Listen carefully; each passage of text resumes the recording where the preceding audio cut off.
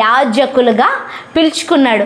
అయితే యాజకునికి ఉన్న అభిషేకం, యాజకు మీద ఉన్న పిలుపు, యాజకుని మీద ఉన్న భారము, బాధ్యత చూసినప్పుడు అది దేనితో పోల్చదగింది అంటే మన ప్రధాన యాజకుడు యేసుక్రీస్తు ప్రభువే. అంటే ఎవరు? యేసే. లాస్ట్ టైం మనం మాట్లాడుకున్నాం, బర్తలోమైతో నీ కనులు తెరవబడునుగాక అన్న ఒక్క మాటన అతనికి చూపునిచ్చింది. అదే అభిషేకాన్ని దేవుడు మన పైన పెట్టాడు అన్న విషయాన్ని మనం మాట్లాడుకున్నాం. నువ్వు నేను ప్రార్థన చేసినప్పుడు జీవితాలు మార్చబడతాయి. నువ్వు నేను ప్రార్థన చేసినప్పుడు అనేక మంది కళ్ళు తెరవబడతాయి. నువ్వు నేను నిలబడినప్పుడు అనేక మంది బ్రతుకుతారు. ఇదేదో ఊరికిన చెప్పట్లేదు, ఇక్కడ ఉన్నారు కాబట్టి వచ్చారు కాబట్టి ఏదో encourage words. I don't want to, నేను అట్లాగా మిమ్మల్ని వెచ్చ చేసే మాటలు మాట్లాడాల్సిన పిలుపు అస్సలు నాది కాదు. నిజమైన మాటలు, నిజంగా చెప్తున్నాను, నువ్వు నిలబడితే దేవుడు నిన్ను వాడుకోవడానికి సిద్ధంగా ఉన్నా. నేను మళ్ళీ చెప్తున్నాను, నించొని ప్రసంగాలు చేయాల్సిన అవసరం లేదు. నువ్వు ప్రార్థన చేస్తే చాలు జీవితాలు బాగుపడబోతున్నాయి. నువ్వు ప్రార్థన చేస్తే చాలు అనేక మంది కళ్ళు తెరవబడబోతున్నాయి. నువ్వు ప్రార్థన చేస్తే చాలు అనేక మంది జీవితాలు బాగుపరచబడబోతున్నాయి. ఈరోజు ఆ యాజకుని అభిషేకం మన మీద ఉంది, ఆ యాజకుని పిలుపు మన మీద ఉంది, ఆ యాజకుని భారము బాధ్యత మన మీద ఉంది. మనం వాటిని పూర్తి చేయవలసిన వారమై ఉన్నాం. వాటిని లేవికాండంలో చాలా వాక్య భాగాలు మనం చూసాము, మాట్లాడుకున్నాము. అయితే అందులో అపోస్తుల కార్యంలోనికి వెళ్ళాము. సంఘం ఏ విధంగా అధికారంతో ఉపయోగపడింది, సంఘం ఎలా అధికారాన్ని ఉపయోగించింది అని మాట్లాడుకున్నాం. అయితే అక్కడ సంఘంగా అపోజిట్ పౌలు నిలబడినప్పుడు పుట్టుకతో లేవలేని వాడిని, నడవలేని వాడిని చూచి లే గంతులే అనగానే ఏం చేశాడు? లేచి గంతులేశాడు. సంఘానికి పడిపోయిన వాళ్ళను లేపే శక్తి ఉంది. అగైన్ ఐ రిపీట్, సంఘానికి పడిపోయిన వారిని లేపే శక్తి ఉంది, అధికారం ఉంది. పడిపోయిన జీవితాలను సంఘం లేపగలదు. పడిపోయిన కుటుంబాలను సంఘం లేపగలదు. పడిపోయిన జీవితాలను, నాశనమైపోయిన జీవితాలను సంఘం తిరిగి బాగు చేయగలగదు. ఎందుకు అంటే సంఘం అంటే ఎవరో కాదు, యేసు క్రీస్తు బిడ్డలు, వారసులు. ఎవరు? యేసుక్రీస్తు బిడ్డలు, వారసులు. ఆయన అధికారాన్ని ఉపయోగించుకోవడానికి దేవుడు నిన్ను నన్ను పిలిచాడు. ఆయన మాట్లాడడానికి స్వరాన్ని, నీ గొంతును నా గొంతును ఉపయోగించుకోవాలనుకుంటున్నాడు. ఆయన చెయ్యి ఎత్తటానికి నీ చెయ్యి నా చెయ్యి వాడుకోవాలనుకుంటున్నాడు. ఆయన వెళ్ళటానికి నీ దేహాన్ని నా దేహాన్ని వాడుకోవాలనుకుంటున్నాడు. ఇప్పుడు కేవలం ఏంటి అంటే ఈ శరీరాన్ని ఇచ్చేవాడు కావాలా? ప్రభువా నువ్వు నాలోంచి చూడు, ప్రభువా నువ్వు నాలోంచి మాట్లాడు, ప్రభువా నువ్వు నాలోంచి నడువు, ప్రభువా నువ్వు నాలోంచి తాకు.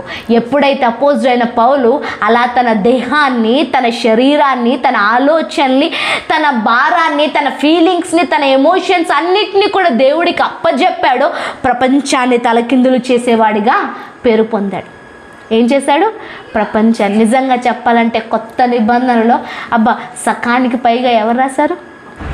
2/3 ఆఫ్ అంటే అదేంటి, ఇంకా అదేంటి 3వ భాగం అనుకోవాలి. 4 భాగాల్లో 3వ భాగం ఎవరు రాశారంటే 3 భాగాలు అపోజిట్ అయిన పౌలే రాశాడు. ఎందుకు అంటే నా ఫీలింగ్స్ దేవుడు, నా ఎమోషన్స్ని దేవుడు వాడుకున్నాడు, నా ఆలోచన దేవుడు వాడుకున్నాడు, నా తలంపులను దేవుడు వాడుకున్నాడు, నా దేహాన్ని దేవుడు వాడుకున్నాడు, నా మాటను దేవుడు వాడుకో అని దేవుడికి అప్పచెప్పినప్పుడు దేవుడు ప్రతీదీ కూడా వాడుకోవడం. ఈరోజు అదే చెప్తున్నాను, నీ గొంతు దేవుడు వాడాలా, నీ చూపు దేవుడు వాడాలా, నీ మనసు దేవుడు వాడుకోవాలా, నీ దేహం దేవుడు వాడుకోవాలా, నీ గొంతు, నీ రాగం, నీ అన్నీ, నీ ఎమోషన్స్ని ఎప్పుడైతే దేవుడి చేతిలో పెడతావో అవి వాడబడతాయో, నిజంగా చెప్తున్నా అవి వాడబడతాయో గొప్ప కార్యాలు మనం చూస్తాం.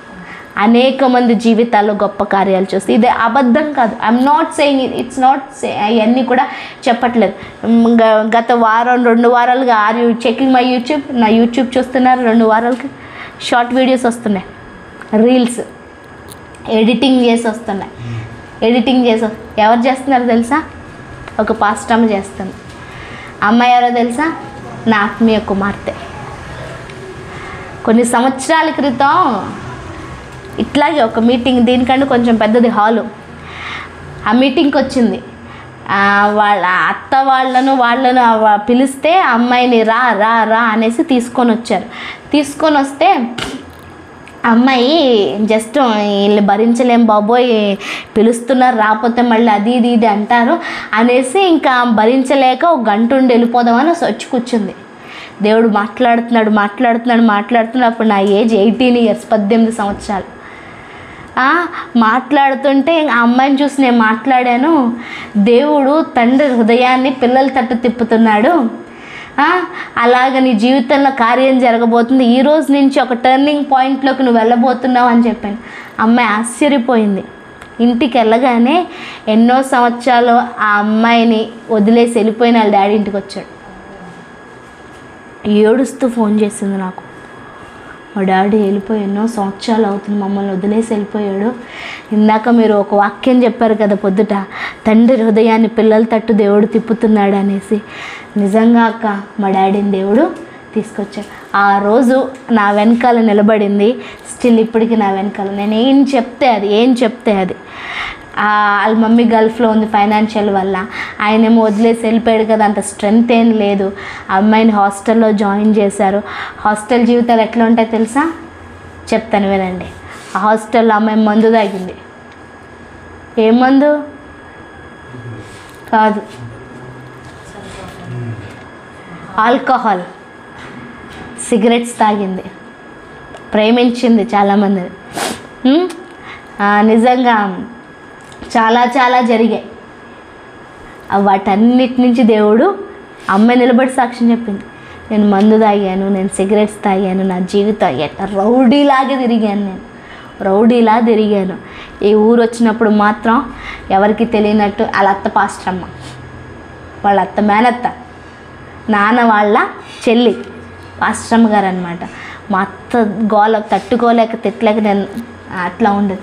హాస్టల్ నుంచి వచ్చిన తర్వాత ఎప్పుడైతే రక్షణ పొందిందో, నేనే బ్యాప్టిజం ఇప్పించా, రక్షణ పొందిందో, బ్యాప్టిజం తీసుకుందో, అవన్నీ విడిచిపెట్టేసి మళ్ళీగా దేవుళ్ళో ప్రార్థనలు అంటే ఎన్నో శోధనలు వచ్చాయి, ఎన్నో మాటలు, ఆడెనకాలు తిరుగుతుంది, ఈడెనకాలు తిరుగుతుంది, అది ఇది ఎన్నో మాటలు అన్నారు. నేను ఒకటే అన్నాను, నేను నీ పక్షాన నిలబడ్డాను, మన పక్షాన దేవుడు ఉన్నాడు, కార్యాలు చేయబోతున్నాడని. ఈరోజు ఒక మంచి గొప్ప సేవకుడిని, ఒక మంచి వ్యక్తిని, MA BEd చదువుకున్న వ్యక్తిని మ్యారేజ్ చేసుకుంది. తెలియదు అతను సేవకుడని. అతను ఒక సేవకుడి కింద నుండి సేవ చేస్తున్నాడు. ఆ అమ్మాయికి ముందే చెప్పాను.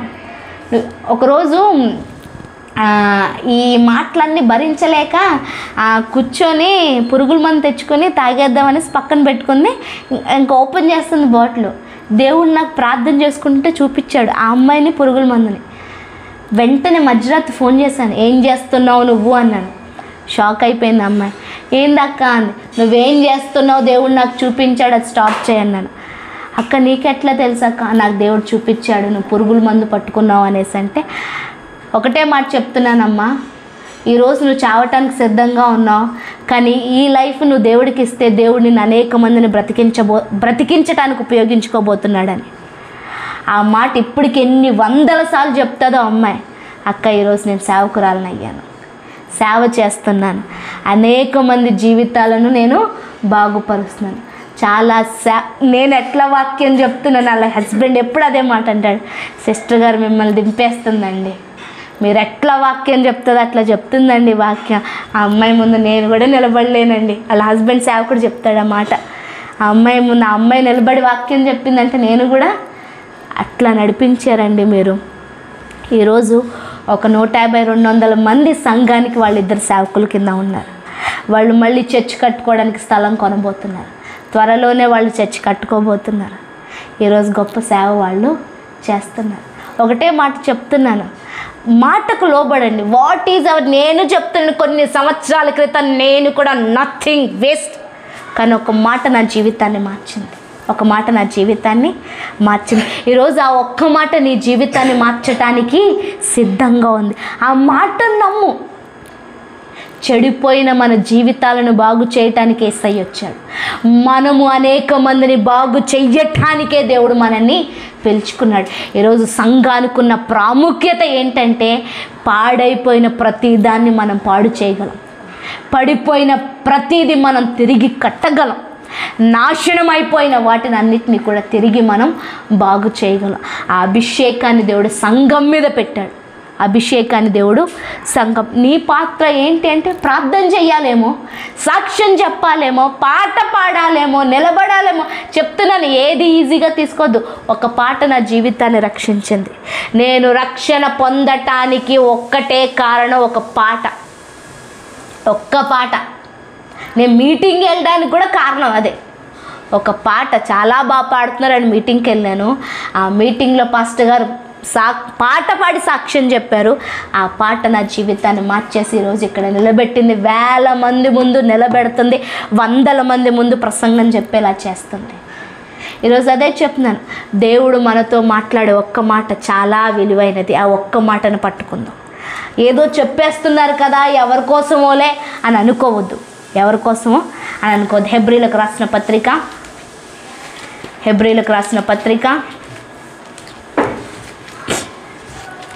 అపోస్తుల కార్యాలు 7వ అధ్యాయం. మన సంఘంకున్న ఆధిక్యతను గురించి మనం మాట్లాడుకుంటున్నాం. అపోస్తుల కార్యం 7వ అధ్యాయం 4వ వచనం నుంచి మనం చూద్దాము. అప్పుడు అతడు కల్దీలియ దేశమును విడిచిపోయి హారానులో కాపురం ఉండెను. అతని తండ్రి చనిపోయిన తరువాత అక్కడ నుండి మీరిప్పుడు కాపురమున్న ఈ దేశమునందు నివసించుటకై దేవుడు అతన్ని తీసుకొని వచ్చాను. ఎవరైనా చెప్పగలరా ఎవరో ఏంటి అన్నది? మనం ఎవరి గురించి చదువుకుంటున్నాం? ఏంటి? అబ్రహాము గురించి చదువుకుంటున్నాం. అబ్రహాం అంటే ఇక్కడ 2 పదాలు రాయబడింది. ఒకటి విడిచిపెట్టడం, ఇంకోటి దేవుడు తీసుకురావటం. ఇక్కడ రాయబడింది దేశమందు నివసించుటకు దేవుడు అతన్ని తీసుకొని వచ్చాను. ఒక దేశంలో నివసించటానికి ఇంకో దేశాన్ని దేవుడు విడిచిపెట్టమని చెప్పాడు. వినయ్ నీ చైర్ ఇట్లా వేసుకో, యూ కమ్ దిస్ లో. నాకు కనిపించట్లేదు. అమ్మ అంకుల్ మీరు ఉన్నారా? ఇట్రండి. హల్లెలూయా. అది ప్రాబ్లం, నాకు కనిపించట్లేదు. ఎవరున్నారు ఎవరు లేరు?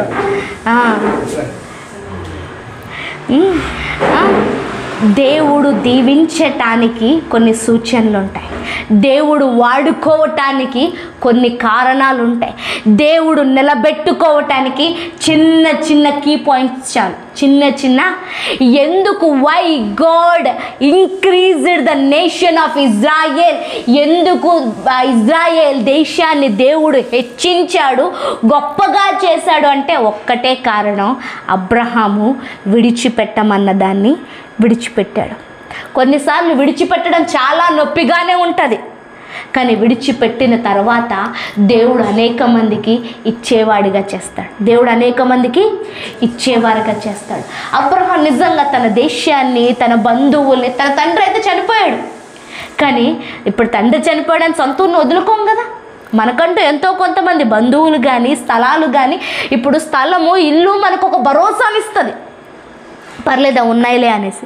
అట్లాంటిది దేవుడు అన్న ఆ భరోసాని బ్రేక్ చేసే ఏమంటున్నాడు?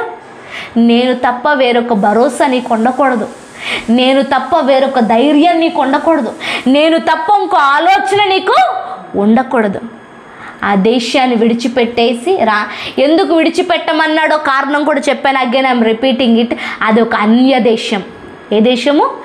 అన్య దేశము, విగ్రహాలను ఆరాధించే దేశము. మిగతా దేశాలు కూడా అవే, కానీ నువ్వు అదే దేశంలో విగ్రహాలను నువ్వు తయారు చేసి అమ్మావు కదా. ఇప్పుడు లీవ్ ఎవ్రీథింగ్ అండ్ కమ్, వాటన్నిటిని కూడా విడిచిపెట్టేసి వచ్చే. అయితే నొప్పి వచ్చినా, బాధ వచ్చినా, ఇంకేం కలిగినా కానీ ఏం చేశాడు? ఆ మెసొపొతేమియా దేశాన్ని విడిచిపెట్టి రావటం దేవుడు తన్ని దీవించటం మొదలుపెట్టాడు. ఈరోజు చెప్తున్నాను, దేవుడు నిన్ను కూడా కొన్ని విడిచిపెట్టమని చెప్తున్నాడేమో. దేవుడు నిన్ను కూడా కొన్ని పెద్ద ఏదో అవసరం లేదండి. కొన్నిసార్లు మన బద్ధకాన్నే విడిచిపెట్టమని చెప్తాడు, మన లోపల ఉన్న భారాన్నే విడిచిపెట్టమని చెప్తాడు, మనలో ఉన్న భయాన్నే విడిచిపెట్టమని చెప్తాడు, లేదంటే కొన్ని స్నేహితులనే విడిచిపెట్టమని చెప్తాడు, కొంత బంధాన్నే విడిచిపెట్టమని చెప్తాడు, కొంత బంధుత్వాన్నే విడిచిపెట్టమని చెప్తాడు. దేవుడు నాతో కూడా అదే మాట అన్నాడు. నేను రక్షణ పొందిన తర్వాత ఒకటే మాట, నీ ప్లేస్ అంతటిని విడిచిపెట్టేసి వైజాగ్ నడువను. వైజాగ్లో నాకు ఎవరూ తెలియదు. ఇదేంటి ప్రభువా, నువ్వు గో, నేను చెప్తానంటే ఏమి తెలియదు నాకు అసలు. ఒక్కటే స్వరం వినపడుతుంది, వైజాగ్ వైజాగ్ వైజాగ్. ఏంటో నాకు అర్థం కాలేదు. సరే దేవుడు చెప్తున్నాడు కదా అనేసి ప్రార్థన చేస్తుంటే ఒక 3 రోజుల తర్వాత కాలేజ్ నుంచి కాల్ వచ్చింది. Visakha institute of engineering and technology, మీకు మేము ఫ్రీ సీట్ ఇస్తున్నాం ఇంజనీరింగ్ కాలేజ్లో అనేసి.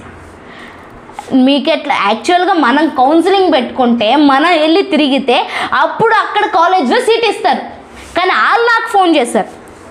ఎట్లా తెలుసు అంటే ఏమో, అక్కడ కాలేజ్ చూసుకొని అప్పుడు మళ్ళీ వెనక్కి వచ్చి అప్పుడు మళ్ళీ కౌన్సిలింగ్ పెట్టుకున్నాం. నేను ఒకటే, ఐ వాంట్ ద మెకానికల్లో నాకు సీట్ కావాలి. అమ్మాయిలకి దొరకదు, ఎవరు మెకానికల్ సీట్ అంత త్వరగా రాదు. వాళ్ళు నా కోసం ఒక సీట్ బ్లాక్ చేసి పెట్టారు. 60 మందిలో 3 అమ్మాయిలు, మిగతా 57 మంది అబ్బాయిలే మెకానికల్ బ్రాంచ్. వైజాగ్ ప్రతిరోజు ఒక్కొక్క పాఠం నేర్పించాడు. నా సర్వం దేవుడయ్యాడు, నా సమస్తం దేవుడయ్యాడు, నా ఆకలి దేవుడయ్యాడు, నా ఆశ దేవుడయ్యాడు, నా ఆనందం దేవుడయ్యాడు, నా దుఃఖం దేవుడయ్యాడు, నా సమస్తం దేవుడయ్యాడు. అదంతా నేర్పించుకున్న తర్వాతే దేవుడు నన్ను ఒక భాగంగా నిలబెట్టుకొని వాడడం మొదలుపెట్టాడు. ఏ ప్రాంతాన్ని అయితే, ఏ జనాన్ని అయితే, ఏ ఊరినైతే, ఏ బంధువులనైతే విడిచిపెట్టానో మళ్ళీ చెప్తున్నాను, వాళ్ళందరికీ పైగా తలగానే నన్ను నిలబెట్టాడు, కానీ తోకగా దేవుడు నన్ను నిలబెట్టుకోలే. నాకు తండ్రి లేడు, only my mom is working. నా తల్లి ఒకతే వర్క్ చేస్తుంది, ఎంతో హై శాలరీ అని నేను చెప్పను, ఎన్నో సంవత్సరాల నుంచి ఆ చిన్న శాలరీ, కానీ ఈరోజు అందరికి ఇచ్చేవారిగా నేను. Why God is with me, దేవుడు మాతో ఉన్నాడు. మనం కొన్ని విడిచిపెట్టుకున్నప్పుడు దేవుడు అందరికంటే గొప్పగా నిలబెడతాడు, అందరికంటే గొప్పగా. ఈరోజు ప్రపంచ దేశాలన్నింటినీ ఇజ్రాయేల్ దేశం శాసించడానికి గల కారణం ఏంటంటే అబ్రహాం అనే ఒక వ్యక్తి దేవుడి మాట విన్నాడు. మాట్లాడుతున్నా, మనం వినగలగాలి. ఏం చెయ్యాలా? వినగలగాలి. ఎప్పుడైతే మనం వింటామో, మనము వాటికి లోబడతామో, విడిచిపెట్టుకోమన్నవి విడిచిపెడతామో, దేవుడు శ్రేష్టమైన ప్లేస్కి మనం తీసుకొస్తాడు. ఆగిపోకూడదండి. నిజంగా చెప్తాను, మెసపతోమియాని విడిచిపెట్టిన రోజు నుంచి నిజంగా అబ్రహాముకి ఎన్ని సంవత్సరాలు వచ్చాయి, అన్ని సంవత్సరాలు కూడా ఎన్నో శ్రమలు వచ్చి ఉంటాయి, బాధలు వచ్చాయి. ఒకరోజు సారాని తన భార్యనే అబీమెలెకు రాజు తీసుకెళ్ళిపోయాడు, అందంగా ఉందని తన భార్యగా చేసుకోవడానికి. దేవుణ్ణి విడిచిపెట్టలే. అయ్యో అన్య దేశం కదా, ఇక్కడ ఉండాల్సింది ఏంటని తిరిగి వెళ్ళిపోలే. మళ్ళీ చెప్తున్నాను, క్రైస్తవులుగా వెనక్కి వెళ్ళిపోకూడదు. మనం బ్యాక్ అదే ఆలోచనలు, అదే ఆచారాలు, అదే పట్టింపులు, లేకపోతే అదే ఏదో చేద్దాం, వాళ్ళన్నారు. నీకు దేవుడుంటే వాళ్ళన్నారు వీళ్ళన్న మాటలెందుకు? దేవుడేమన్నాడు అన్న దాన్ని మనం క్లెయిమ్ చేయాలి. ఇప్పుడు కూడా దేవుడు చూశాడు 75వ సంవత్సరానికి అంటున్నాడు, సరే నీ జీవితానికి, నీ ఆస్తికి, ఈ దేశాన్నే ఒక నీలోంచి ఒక దేశాన్ని నిర్మించడానికి నీకు వారసుడిని ఇస్తానని. వావ్, ఎంతో చంకలు కొట్టుకున్నాడు అనుకోవాలో, లేకపోతే సంతోషించాడని చెప్పాలో. 75వ సంవత్సరాన్ని వాగ్దానం చేశాడు. 76 వచ్చాయి, ఎవరు రాలే. 78 వచ్చింది, ఎవ్వరు రాలే. 80 వచ్చింది, ఎవ్వరు రాలేదు. ఒత్తిడి ఎక్కువైపోతుంది. ఎందుకంటే ఆ ఒక్క వ్యక్తిలోంచి అనేకమైన శ్రేష్టమైన వ్యక్తులను తీసుకురావడానికి గల కారణం ఏంటి అంటే అబ్రహాం ఒక సూచనగా నిలబడ్డాడు, అబ్రహాము ఒక నిదర్శనంగా నిలబడ్డాడు, అబ్రహాము నమ్మే వ్యక్తిగా నిలబడ్డాడు. అక్కడ శారమ్మ యొక్క గర్భం మృతతుల్యమైపోయింది. అదేంటి, అబ్రహాము కూడా చాలా వృద్ధాప్యంలోనికి వచ్చేసాడు, ఇంపాసిబుల్ అని అన్నప్పుడే దేవుడు ఏం చేశాడంటే పరీక్షకి తన జీవితాన్ని అప్పచెప్పాడు. ఏంటి? పరీక్షకి తన జీవితాన్ని. దేవుడు అనుకుంటే వాగ్దానం చేసిన వెంటనే ఇవ్వచ్చు దేవుడు, వాగ్దానం చేసిన వెంటనే దేవుడు ఇవ్వచ్చు, కానీ వాగ్దానం చేసిన వెంటనే ఇవ్వలేదు. ఎందుకంటే పరీక్ష వ్యక్తుల్ని శ్రేష్టంగా మారుస్తుంది. పరీక్ష వ్యక్తులను స్వచ్ఛంగా మారుస్తుంది. పరీక్ష వ్యక్తులను అనేక మందికి నిదర్శనంగా మారుస్తుంది. ఈరోజు మన జీవితంలో కొన్ని పరీక్షలు వచ్చాయి, కొన్ని విడిచిపెట్టుకుంటున్నాము, లేదంటే కొన్ని విషయాల్లో మనం బాధపడుతున్నాము, లేదంటే కొన్ని విషయాల్లో మనల్ని అవహేళన చేస్తున్నారు, బాధ చేస్తా, లేదంటే ఇంకా అవ్వలేదా, అది ఇది అంటున్నారంటే కారణం ఏంటి అంటే కొంతమందికి దేవుడు నిదర్శనంగా దేవుడు నిలబెడుతున్నాడు. ఏం చేస్తున్నాడు? నిదర్శనంగా నిలబెడుతున్నాడు. ఈరోజు సంఘంగా దేవుడు మనల్ని ఎందుకు పిలుచుకున్నాడు అనేసి అంటే కొంతమందికి మనం మార్గాన్ని చూపించాలి. మనకే మార్గం తెలియనప్పుడు ఇతరులకి ఏం చూపిస్తాం? ఆ 25 సంవత్సరాల అబ్రహాంకి అదే నేర్పించాడు. దేవుడు మీద ఆధారపడ్డం, అసలు గమ్యమే తెలీదు, దారే తెలీదు, వ్యక్తులే తెలీదు, స్నేహితులే తెలీదు, బంధువులే తెలీదు, ఆస్తే లేదు, చేతులు ఖాళీతో నడవటం మొదలు పెట్టడం దేవుడు నడిపించాడు. ఖాళీ చేతులతో నడిపించటం దేవుడు మొదలుపెట్టాడు. సమస్తాన్ని ఏం చేశాడు? సమస్తాన్ని ఎంత ఇచ్చాడు తెలుసా? ఒకరోజు లోతు ఉన్న ప్రదేశాన్ని అంతటిని కూడా ఒక రాజు ఎత్తుకుపోయాడంట. లోతు కుటుంబాన్ని, లోతు ఆస్తిని, ఆ ప్రాంతాన్ని అంతటిని దోచుకొని వెళ్ళిపోయాడంట. అప్పుడు అబ్రహాంకి ఆ విషయం తెలిసినప్పుడు అబ్రహాం వెళ్ళాడు. సైనికులు లేరు, పోట్లాడేవాళ్ళు లేరు, తనకున్న దాసుల్నే తీసుకొని వెళ్ళాడు. వెళ్ళి వాళ్ళందరినీ కూడా నాశనం చేసి పట్టుకెళ్ళిపోయిన సొమ్ముని, వాళ్ళ సొమ్ముని మొత్తం కూడా కొల్లగట్టుకొని వచ్చాడు. అర్థమవుతుందా? మనం దెబ్బలాటకి వెళ్ళాలంటే ఏం చేస్తాం?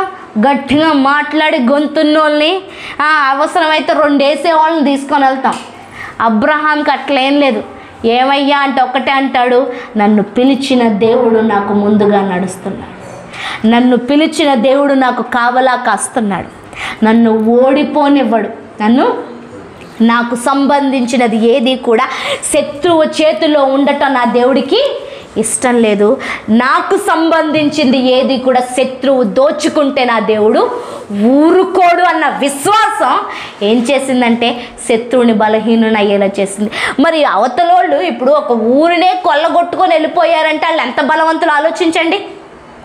ఒక ఊరినే వాళ్ళు కొల్లగొట్టుకొని దోచుకొని వెళ్ళిపోయారంటే వాళ్ళు ఎంత బలం కలిగిన వాళ్ళు. అలాంటి బలం కలిగిన వాళ్ళ మీదకి అసలు యుద్ధమే తెలియనోడు, అసలు పోట్లాటే తెలియని వ్యక్తి అబ్రహాము తన దాసుల్ని తీసుకొని వెళ్ళి కొల్లగొట్టుకొని వచ్చాడు. కారణం ఏంటంటే అక్కడ యుద్ధం చేసింది దేవుడు. ఇంకో విషయం చెప్పనా? యుద్ధం చేసింది అబ్రహాము విశ్వాసం. అబ్రహాం విశ్వాసం. నా దేవుడు నేను వెళ్ళే ప్రతి చోట నాకు విజయం ఇస్తాడు, నేను వెళ్ళే ప్రతి చోట నా దేవుడు మాట్లాడతాడు, నేను వెళ్ళే ప్రతి చోట నా దేవుడు నా పక్షాన ఉన్నాడు, శత్రువును నన్ను ముట్టనియ్యడు అన్న ఆలోచన ఏం చేసిందంటే దేవుణ్ణి కదిలేలా చేసింది. ఇంకో విషయం చెప్పినా, అక్కడ అబ్రహాం వెళ్ళే ముందు ప్రార్థన చేయలే, వెళ్ళే ముందు దేవుడిని అడగలే, విశ్వాసం తెలిపాడు. నా దేవుడు నా తమ్ముడు కొడుకుని, లేదంటే నా బంధువుడిని దేవుడు వేరే వాళ్ళ చేతిలో ఉండటానికి ఇష్టపడనివ్వడు అనేసి. అదే చెప్తున్నాను. సంఘానికున్న ప్రాముఖ్యత ఏం తెలుసా? కొన్నిసార్లు నువ్వు ప్రార్థన చేస్తే, కొన్నిసార్లు నువ్వు నిలబడితే నిన్ను బట్టి దేవుడు కొంతమందిని విడిపిస్తాడు, రక్షిస్తాడు. నిన్ను బట్టి నీ మాటను బట్టి కొన్ని జీవితాలను దేవుడు వెలిగిస్తాడు. నీ మాటను బట్టి కొన్ని జీవితాలను దేవుడు ఏం చేస్తాడంటే గొప్పగా మారుస్తాడు. అయితే వచ్చేటప్పుడంట ఆ రాజు అన్నాడంటే, ఏ దేశం అయితే, ఏ ప్రాంతం అయితే దోచుకొని వెళ్ళిపోయిందో అక్కడ ఆల్రెడీ ఒక రాజు ఉన్నాడు. ఆ రాజు అంటున్నాడంటే అబ్రహాం తోటి, అబ్రహాం నువ్వు వెళ్ళావు కదా, యుద్ధం చేసావు కదా, నిజంగా అందరినీ తీసుకొచ్చావు, మా భార్యల్ని మా పిల్లల్ని అందరినీ తీసుకొచ్చావయ్యా, నీకు వందనాలు, నీకు దండం పెడుతున్నాను. అయితే మా భార్యలు మా మనుషులు మాకు ఇచ్చేసి నువ్వు ఏదైతే తీసుకొచ్చే సొమ్మంతా నువ్వు తీసుకెళ్ళిపోయింటే గడ్డి చీపురు పుల్ల కూడా నాకు వద్దన్నాడు. ఏమన్నాడు? చీపురు పుల్ల కూడా నాకొద్దు. ఎంత ఉంటే ఆ మాట అంటాడు? ఎంత ఉంటే ఆ మాట అంటారు, అంతే కదా.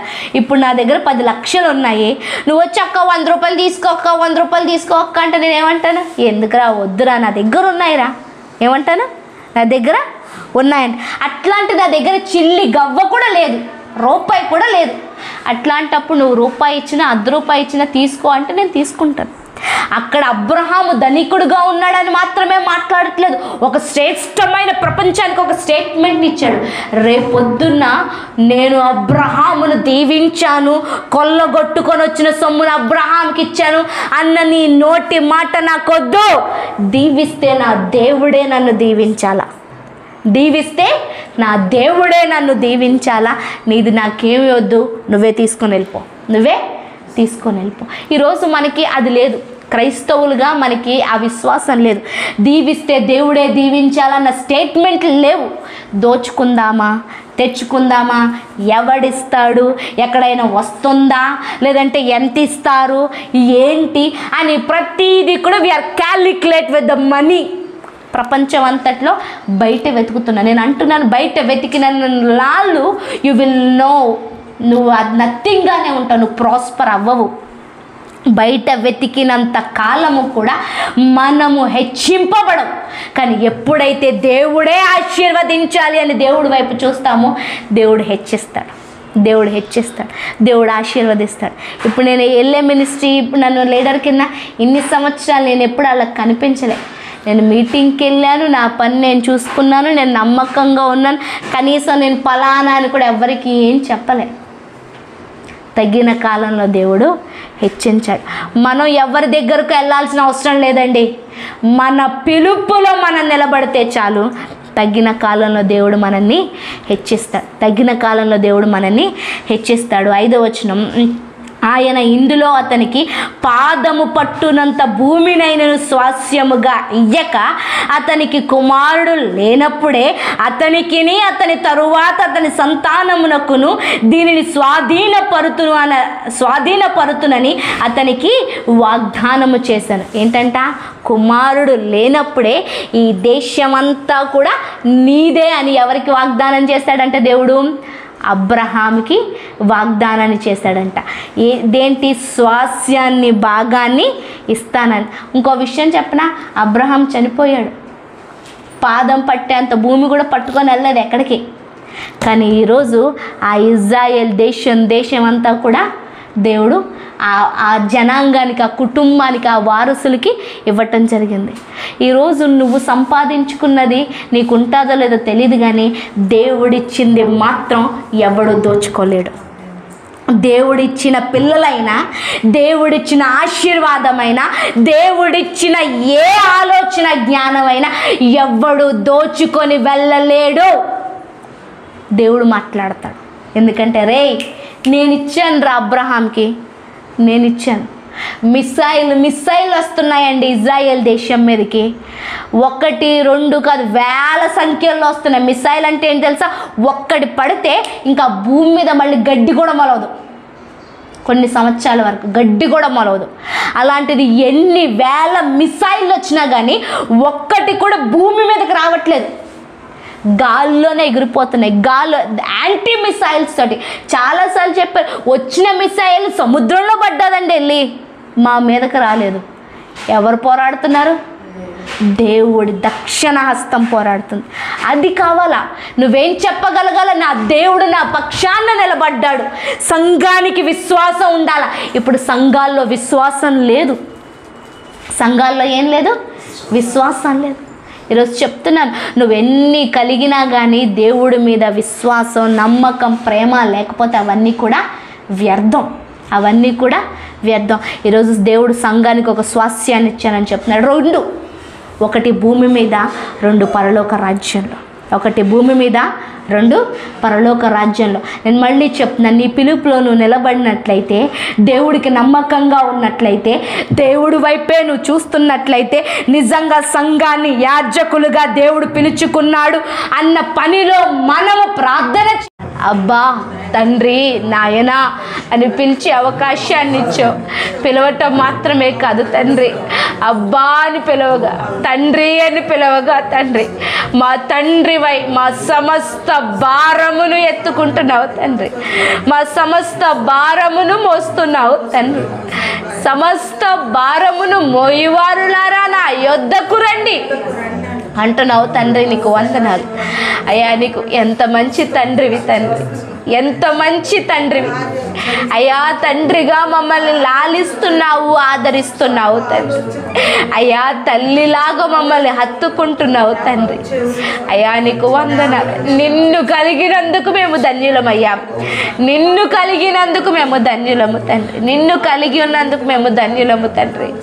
ఈరోజు నీ వైపే చేతులు ఎత్తుతున్నామయ్యా, ఈరోజు నీ వైపే చేతులు ఎత్తుతున్నాం తండ్రి, నీ ప్రేమ వైపు చేతులు ఎత్తుతున్నాం తండ్రి అయ్యా. నువ్వు మమ్మల్ని చూస్తున్న విధానాన్ని బట్టి వందనాలు అయ్యా. ఎంతోమంది అవకాశం కోసం మమ్మల్ని చూస్తారు, లేకపోతే వాడుకోవడానికి చూస్తారు, లేకపోతే ఉపయోగించుకోవడానికి చూస్తారు, లేదంటే ఏదైనా ఇస్తారేదో, ఏదైనా చేస్తారనో, లేదంటే ఏదో ఉందనో, ఏదో.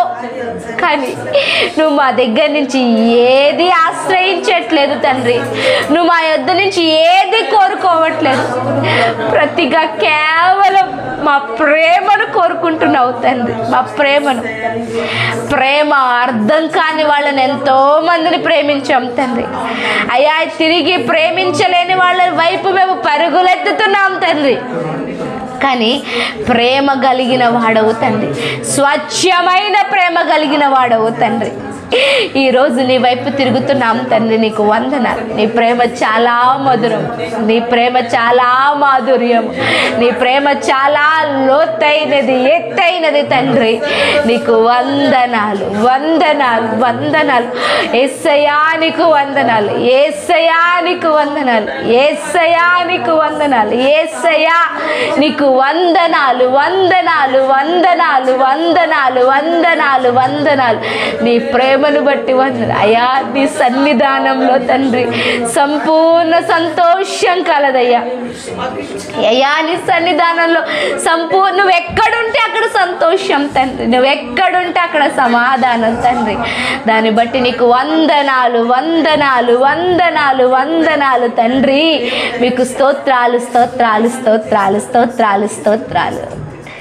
నీ సన్నిధానంలో సంపూర్ణ సంతోషం, ఆరాధించుకునే విలువైన అవకాశం.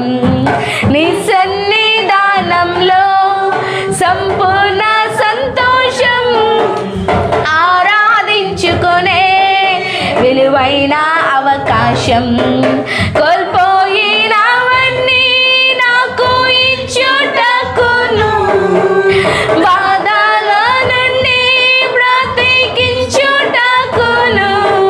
కోల్పోయినవన్నీ మాకు ఇచ్చుటకును, బాధల నుండి బ్రతికించుటకును. నీవే రాకపోతే మేమేమైపోదుము, నీవే రాకపోతే మేమేమైపోదుము. నేనుండాలేనయ్యా, నే బ్రతుకాలే. హృదయపూర్వకంగా చెప్దామా? ఉండాలేనయ్యా, నే బ్రతుకాలేనయ్యా.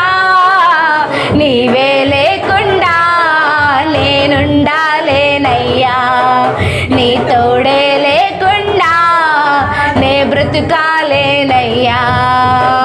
నీ రాని సన్నిధిలోనే ఉంటా, సారా ఆరాధిస్తూ బ్రతికేస్తానయ్యా.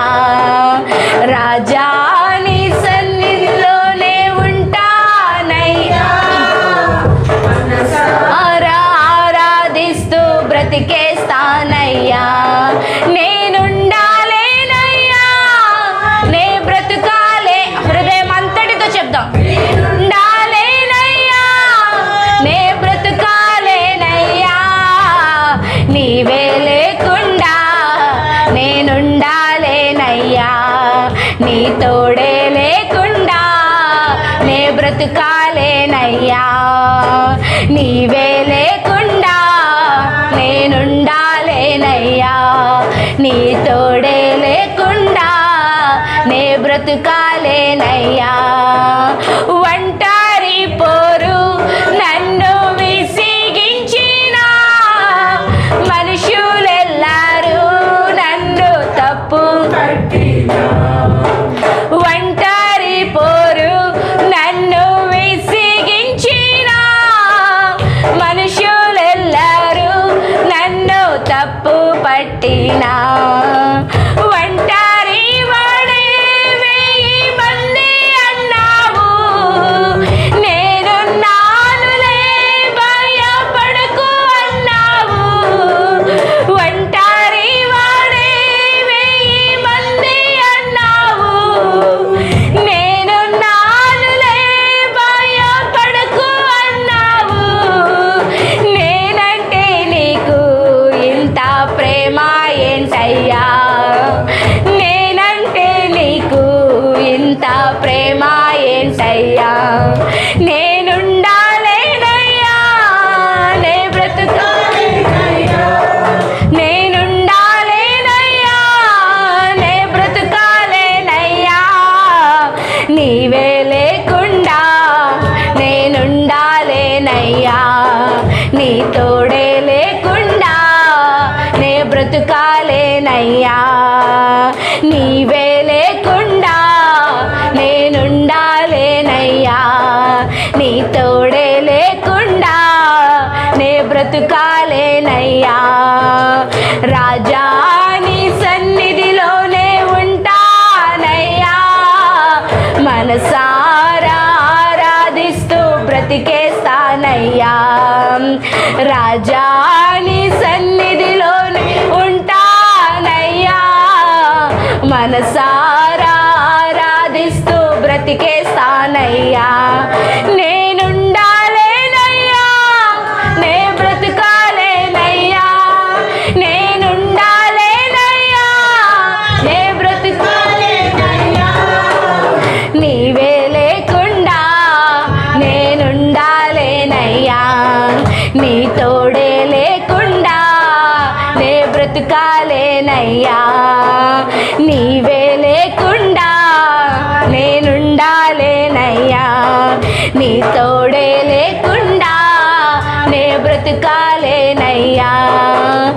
ఊపిరాగే వరకు నీతోనే జీవిస్తా, ఏ దారిలో నడిపినా నీ వెంటే నడిచొస్తా, ఊపిరాగే వరకు నీతోనే జీవిస్తా, ఏ దారిలో నడిపినా నీ వెంటే నడిచొస్తా, విశ్వానికి కర్త నీవే నా గమ్యము, నీ బాటలో నడుచుట నాకెంతో ఇష్టము, విశ్వానికి కర్త నీవే నా గమ్యము, బాటలో నడుచుట నాకెంతో ఇష్టము, నిన్ను మించిన దేవుడే లేడయ్యా, నిన్ను మించిన దేవుడే లేడయ్యా,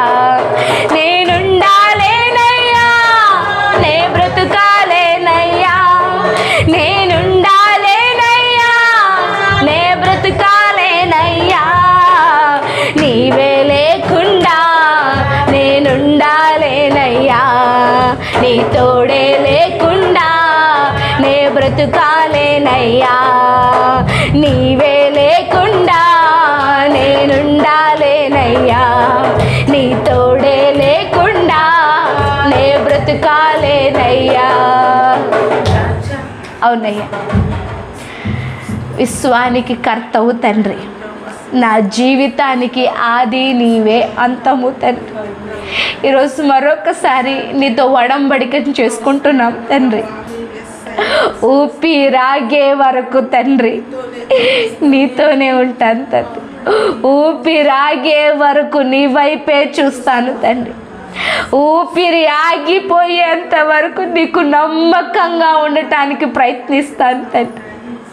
ఊపిరి ఆగిపోయేంత వరకు నిన్నే మనస్ఫూర్తిగా ప్రేమిస్తాను. దేవానికి పాట పాడొద్దు, ఎవ్వరు పాట పాడొద్దు. మనసుతో దేవుడితో మాట్లాడండి.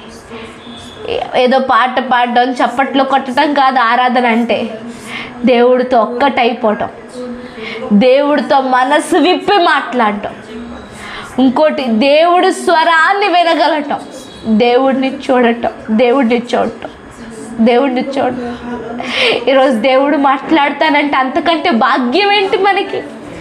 ఈరోజు దేవుడు మనకు తను తాను చూపించుకుంటానంటే అంతకంటే ఇంకేం కావాలి? ఇది దేవుడు తన్ను తాను నీకు చూపించుకునే సమయం. ఈరోజు మనసంతటితో దేవుడితో మాట్లాడతావా? నీకు వందనాలయ్యా, నా జీవితంలో నువ్వు ఉన్నందుకు వందనాలయ్యా, నా జీవితానికి తండ్రిగా ఉన్నందుకు వందనాలయ్యా. అయ్యా, నా జీవితానికి ఆదిగా you are the starting point and end point of my life lord. నీకు వందనాలు తండ్రి, నీకు స్తోత్రాలు తండ్రి, నీకు వందనాలు. మరొకసారి మనసంతటితో దేవుడికి మాట ఇవ్వాలని ఆశపడుతున్నాను. పరిశుద్ధాత్ముడు ఆశపడు. ఊపిరాగే వరకు నీతోనే జీవిస్తా, ఏ దారిలో నడిపినా నీ వెంటే నడిచొస్తా. ఊపిరాగే వరకు నీతోనే జీవిస్తా, ఏ దారిలో నడిపినా నీ వెంటే నడిచొస్తాం. విశ్వానికి కర్త నీవే నా గమ్యము, నీ బాటలో నడుచుట నాకెంతో ఇష్టము. విశ్వానికి కర్త నీవే నా గమ్యము, నీ బాటలో నడుచుట నాకెంతో ఇష్టము. నిన్ను మించిన దేవుడే లేడయ్యా, నిన్ను మించిన దేవుడే లేడయ్యా. నేనుండాలేనయ్యా, నే బ్రతుకాలేనయ్యా, నేనుండాలేనయ్యా, నే బ్రతుకాలేనయ్యా. నీవే లేకుండా నేనుండాలేనయ్యా, నీ తోడే లేకుండా నే బ్రతుకాలేనయ్యా.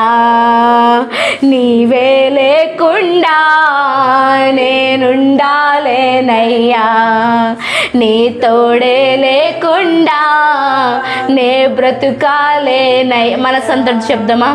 నీవే లేకుండా నేనుండాలేనయ్యా, నీ తోడే లేకుండా నే బ్రతుకాలేనయ్యా.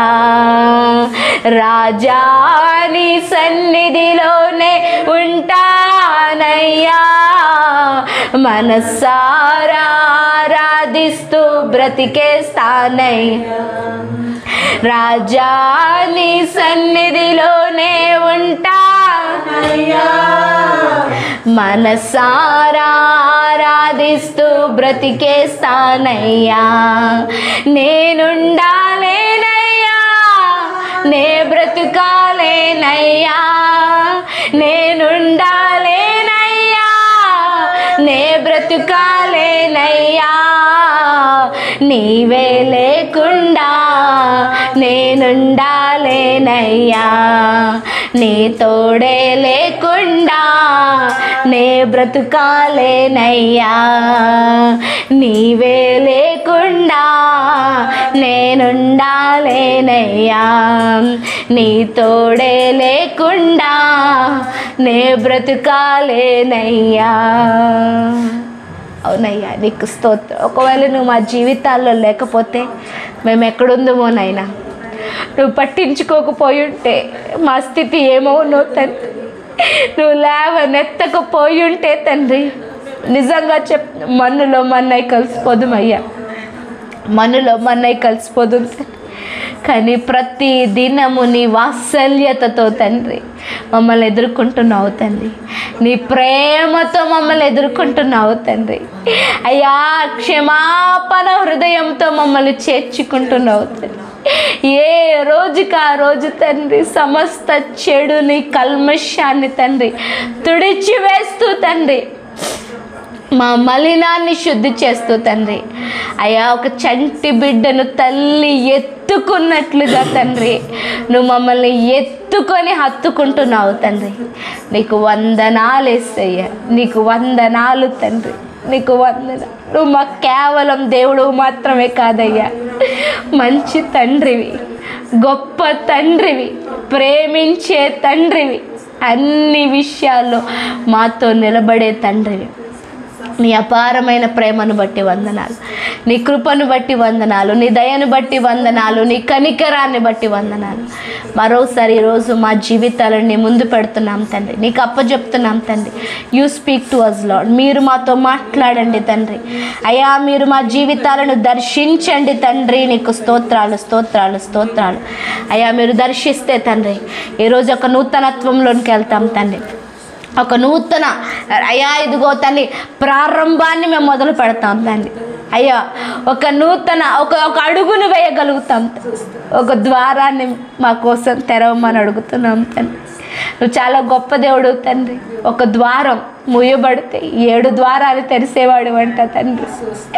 అయ్యా ఇదిగో తండ్రి, అన్ని దారులు మూసుకుపోయినా కానీ నువ్వు కిటికీనైనా తెరిచేవాడు అంట తండ్రి. ఈరోజు నీ మాటలో జీవం ఉందయ్యా. ఆ జీవాన్ని మాలో పెట్టావు, నీకు వందనాలు. ఆ జీవాన్ని మాలో పెట్టావు, నీకు స్తోత్రములు తండ్రి. ఆ జీవము చేత మేము నడుస్తామంటూ ఈరోజు వాగ్దానం చేస్తున్నాం. నీ వాక్య ప్రత్యక్షతలతో మమ్మల్ని దర్శించండి, మాతో మాట్లాడండి, మమ్మల్ని బలపరచమంటూ యేసు క్రీస్తు నామములో ఆరాధనకి సమర్పిస్తున్నాం తండ్రి. ఆమేన్, ఆమేన్, ఆమేన్, ఆమేన్.